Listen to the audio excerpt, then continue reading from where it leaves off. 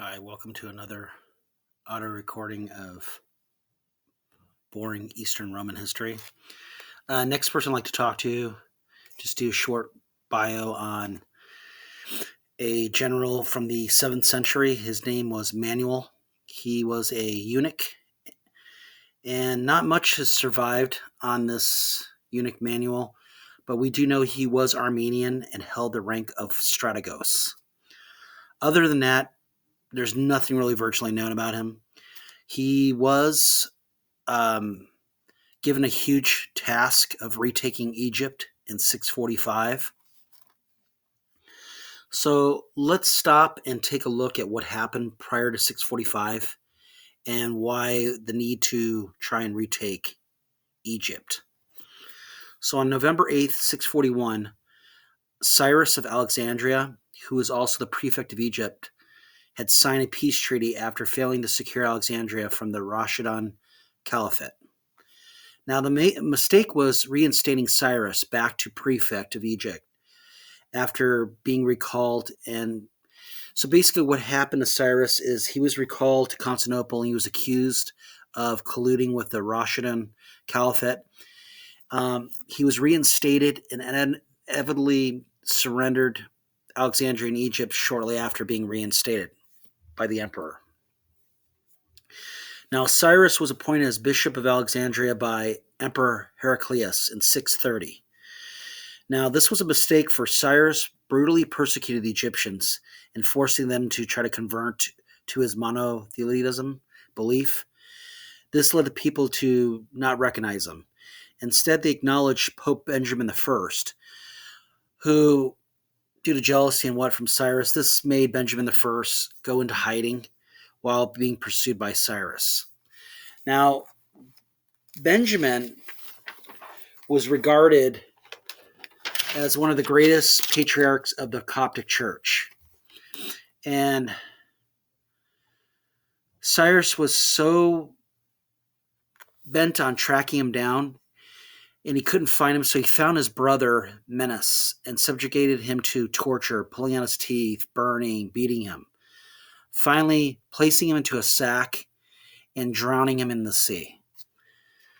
Another funny story, Cyrus went after an Egyptian abbot called Samuel the Confessor, who he placed into chains and had his soldiers beat him.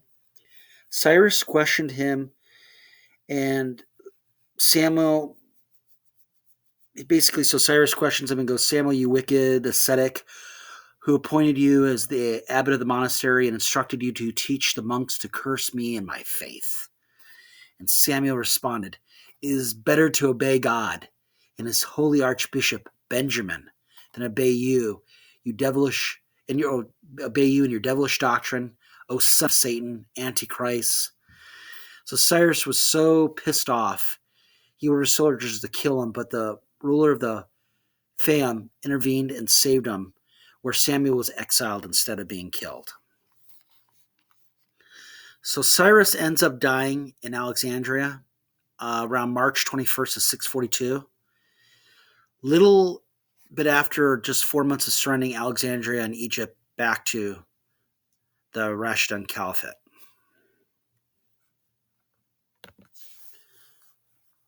So after Hercules' death, I talked a little bit about, like in my other audio thing with the one general Valentinus. So Constantine II was emperor during 641, and under him the Romans completely withdrew from Egypt in 642. So Constance has Valentinus to thank for him being the emperor. He was just about maybe 14 years old when he had Manuel try to retake Egypt in 645. So this leads us into Manuel now and the change of heart from Constance II, who set up a large expedition under Manuel's command to retake Egypt. So Manuel leaves Constantinople with approximately 300 ships and sets sail for Alexandria. In October 28, 645, it was estimated the Arab garrison there was only about maybe 1,000 strong, which Manuel and his forces easily took, killing many of the garrison station Arabs and only a few escaping. So Manuel takes Alexandria completely by surprise during this invasion, and the Alexandrians did see Manuel as a liberator at first, since the Caliphate Uthman was imposing like heavy taxes on them, and he showed little respect towards their religion. Historian Butler explains how Manuel's army held Alexandria unchallenged, but they roamed the countryside of the Delta, plundering the towns and villages and leveling supplies of corn, wine, and money with impunity. It shows Manuel allowed his men to loot and ravish throughout the Delta area. Now, this was stupid on Manuel's part because he had the upper hand and at first the support of people to pursue and push out the caliphate from Egypt. Instead, he only pissed off the people and wasted precious time. Now, this allowed the caliphate to get stronger. Here it shows why the Copts hated the Romans and were eager to still be vassals to the Arabs. So you had 10 years of Cyrus's bullshit, and then you have this eunuch with not controlling his men, treating Alexandria as basically as a playground. Made these people lose all faith being under Roman control. And then Manuel had a chance to pursue the scattered Arab forces and collect men to his banner, but he lacked the delegation of winning the Coptic populace over to the Roman side. This resulted in Uthman coming back with a larger army and pushing other Romans from Egypt for good, and the death of Manuel, inevitably the shattering of his army, by General Amir ibn al-Ayas in May 646 in Alexandria. So I agree with Butler. Manuel should have made haste and straight for Fustat, modern Cairo, and defeat Abdallah and recapture Babylon. Instead, the Romans sluggishly moved southwards towards Niku.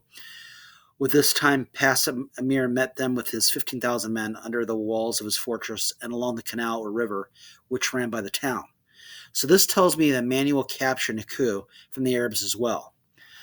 Butler states Baldahari puts Amir's army at about 1,500 men, but believes he met 15,000 men, of course, because there's no way I would say if the Romans were about 20,000 strong and there's only 1,500 Arabs. I mean, unless this is like Khalid Aliwad or whatever, the sword of Allah, but it wasn't.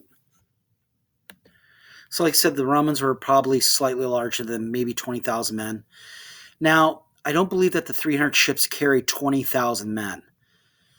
It could have been up to about 18 or 20,000 men, but if we look back, and you got to factor in how many sailors there were for the ships and tenants and all these other, not just warriors, did they really gather loyal Copts and loyal Romans during their 4+ months in control of Alexandria? Possibly so.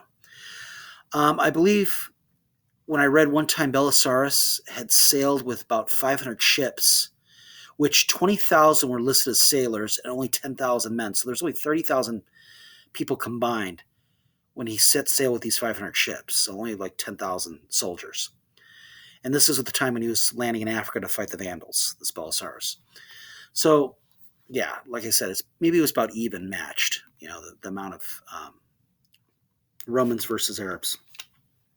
Now, Butler states, as Amir marched through the Delta, he had assistance by the Copts who were eager to help. This is another reason why Egypt was, as a whole, fell so easily to the Arabs, because of Cyrus's bullshit, like I said, and Manuel just allowing his soldiers to be roaming around unchecked, undisciplined. So Manuel ends up pitching a battle against Amir outside of Niku and gets defeated, fleeing back to Alexandria in May 646. Now, as listed, both sides had inflicted heavy losses on each other, but the Arabs got the upper hand. Alexandria is well fortified, for it is easy to fall. For it to easily fall so quickly to Amir shows betrayal of the Copts, allowing the Muslims to enter the city, which quickly falls, and Manuel is killed, and his remaining army is shattered. Only a part of the Roman army escapes via sea. So Amir was so furious and took very little survivors. So you could see probably just, butchered a lot of the Romans that he had captured. Stratos, another historian, places Alexandria's fall from October 28th, 645 to October 16th, 646. Almost a year controlled by Manuel. And when you read Andreas Stratos' work during the 7th century, Stratos really brilliantly sums up the dire situation of Manuel in Alexandria, in the above mentioned timeline. I mean, if you want to read that, I'd advise you guys if you can read it. It was so expensive to try to find, like on Amazon or eBay. I just checked it out, did an interlibrary loan from the library, and was able to read it. Stratos's work is brilliant. The Eastern Romans were doomed from the start from keeping Egypt under Roman control from the 10 years of Cyrus Emmanuel's short time. So I'm just regurgitating what I said before. This just led inspiration from the Caliph to continue taking out the Romans completely from Africa, settling their sights on Sutela, where the patrician Gregory rebelled against Constance II for support of monotheism. Uthman's army defeats and kills Gregory in battle, and his army sealing the fate of Africa once and for all from being controlled from the Romans. So, hope you guys enjoy this. If you guys have any questions or concerns or um, any suggestions, please leave comments. Thank you.